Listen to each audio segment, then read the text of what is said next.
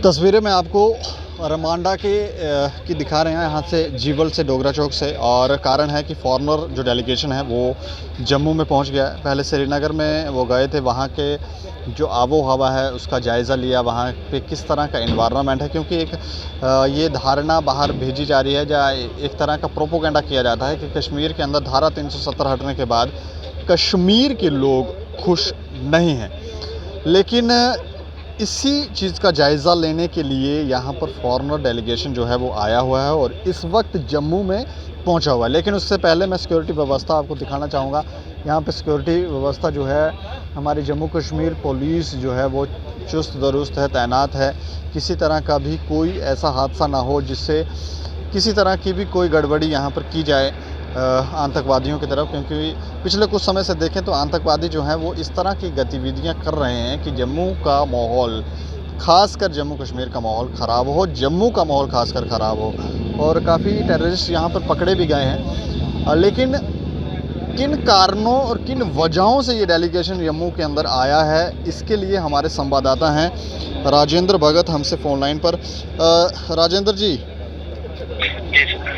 अच्छा, मैं ये जानना चाह रहा हूँ कि ये फॉरेनर जो डेलीगेशन इस वक्त यहाँ जम्मू में आया हुआ है, इनकी कोई वजहें आपको पता चली हैं, क्यों ये आया हुआ है? क्या कोई जानकारी है आपके पास?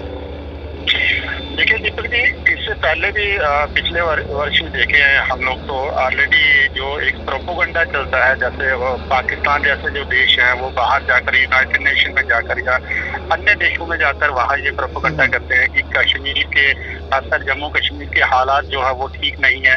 यहाँ इंटरनेट नहीं है, यहाँ लोगों को जबरन रखा जाता है, जहाँ इस तरह की मूवमेंट चल रही है, ये वो इस तरह की चल रही है। लेकिन हकीकत तभी वो सामने आ सकती है जब जो इस तरह का शिष्टमंडल जो है बाहर से जो आए, यूरोपियन यूनियन के आए हैं, जब और जो बाहर के जो फॉरेनर हैं जब वो यहाँ जाते हैं, तो वही लोग हैं जिनके सामने पाकिस्तान जाकर ये प्रोपोगंडा करता है।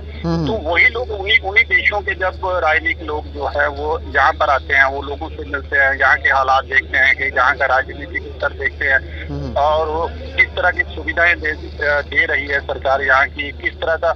तो अभी भी जो जानकारी हमें मिली है कि ये पिछले जब से आए हुए हैं, इन्होंने काफी लोगों से भी मुलाकात की है।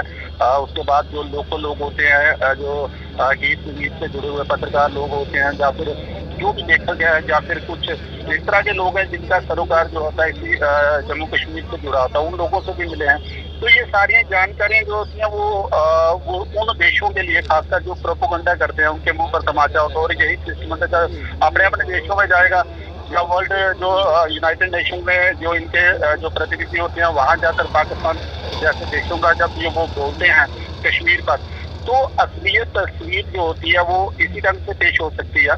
और अब पिछले साल भी अगर देखा जाए तो जिस तरह का बाहर प्रोपोगंडा पहले कर रहे थे, पाकिस्तान कर रहे थे, जैसे कुछ और देश कर रहे थे, तो काफी मजबूती मिली थी भारत को इस बात के लिए कि कश्मीर में जैसा कहा जाता है, जिस तरह का प्रोपोगंडा किया जाता है, तो वैसे हालात नहीं है, हकीकत कुछ और है।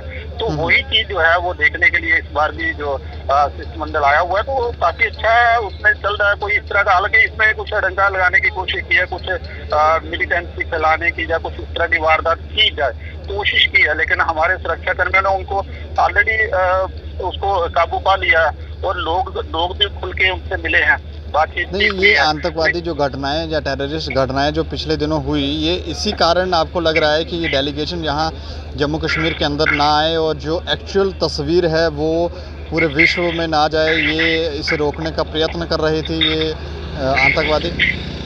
अब तो ये जाहिर हो चुका है ना कि ये काफी समय से ये हो रहा है कि जब भी कोई इस तरह की आवाज जब भी आती है, जम्मू कश्मीर से कोई आवाज आती है, बाहर से लोग आते हैं, जहाँ लोगों की निगाहें जब कश्मीर की ओर होती हैं, तो जो सेल जहाँ पर पाकिस्तान या उन लोगों ने बना के रखे हुए हैं कि जो जहाँ आतंकवाद फैलाते हैं, जो आतंकवाद का बिजनेस चलाते हैं, तो वो अपने इन जो उनके किराए के जो टट्टू मैं कहूँगा उनको जो होते हैं, तो उनको बोलते हैं कि भैया एक्शन में आ जाओ, क्योंकि वो लोग इन्हीं के कर्मचारी होते हैं। तो वो दहशत फैलाते हैं, अपने आतंक को फैलाते हैं। लेकिन अब ये चीजें जो है इसको सुरक्षा कर्मी ऑलरेडी जानते हैं और वो लोग भी जानते हैं, जो लोग यहाँ आते हैं, कश्मीर के अंदर आते हैं बाहर से, जिस तरह से अभी शिष्टमंडल जो आया हुआ, तो उनके सामने ऑलरेडी भारत सरकार ये प्रूफ ऑलरेडी दे चुकी है। वो ओपन हो चुका है, आतंकवाद का जो चेहरा है वो ऑलरेडी ओपन हो चुका है। तो अब ये एक रूटीन है, वो लोग आ रहे हैं, शिष्टमंडल भी आ रहा है, इसके बाद टूरिस्ट तो ऑलरेडी आते रहते हैं। तो इसके साथ साथ अब वो वाली बातें तो नहीं रही है कि जिस तरह का पहले होता था 90 के दशक में था, आतंकवाद को बढ़ावा देने के लिए जिस तरह से पाकिस्तान करता था। अब वो बातें जो है पाकिस्तान, आप देखिए आप पूरी दुनिया के अंदर की इस समय पाकिस्तान की दशा कैसी हो गई है। आतंकवाद का उसका ठप्पा लगा हुआ, पूरी दुनिया के अंदर कोई उसका मित्र देश नहीं रहा, मात्र एक चाइना रहा जो उसको घुमाता है, अपने इशारों पर घुमाता है। तो बाकी अगर देखा जाए तो ये चीजें मुझे लगता है कि उन लोगों को भी देखनी चाहिए जो खासकर भारत के अंदर है, जो कुछ बार बार जो कभी जम्मू कश्मीर आते नहीं है, लेकिन वो बैठ के कश्मीर की खुद ही आइडिया लगा देते हैं कि शायद ऐसा होगा।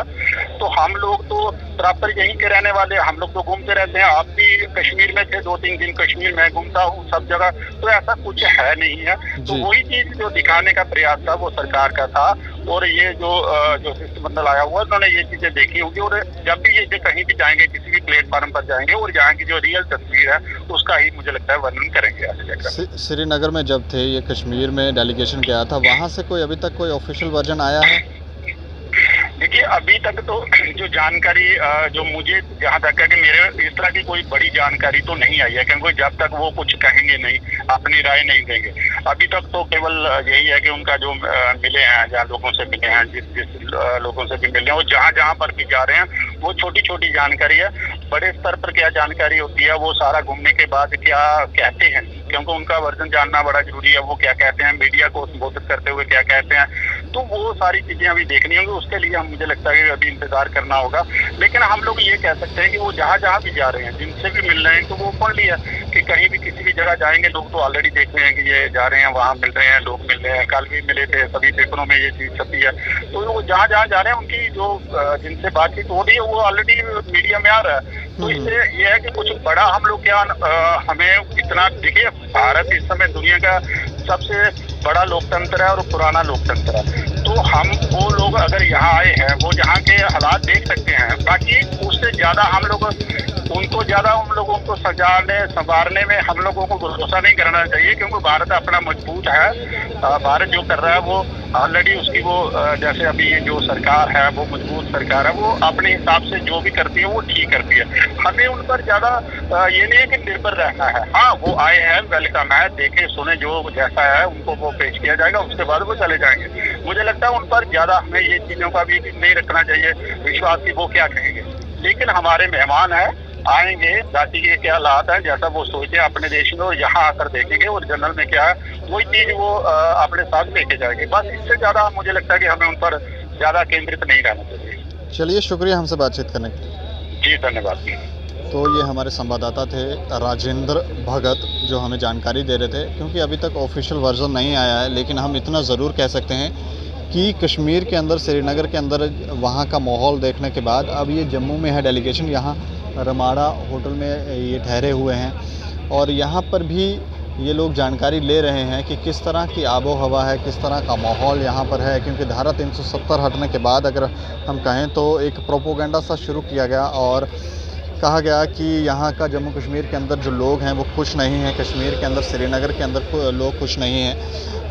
मैं भी अगर आपको बताऊं तो हमारी टीम भी श्रीनगर के अंदर थी और हमने भी ये जानने का प्रयास किया कि क्या वहाँ का माहौल जो है किस तरह का है, क्या लोग वहाँ पर खुश हैं, नहीं हैं। लोग बस इस बात से असंतुष्ट हैं कि धारा 370 के बाद, क्योंकि तब भी एक लॉकडाउन जैसी स्थिति जम्मू कश्मीर के अंदर खासकर अगर हम कहें तो कश्मीर के अंदर थी, और उसकी वजह से उनको काफ़ी, क्योंकि बिज़नेस ठप हो गए, टूरिज़्म बंद हो गया, तो काफ़ी परेशानियां उनको झेलनी पड़ी।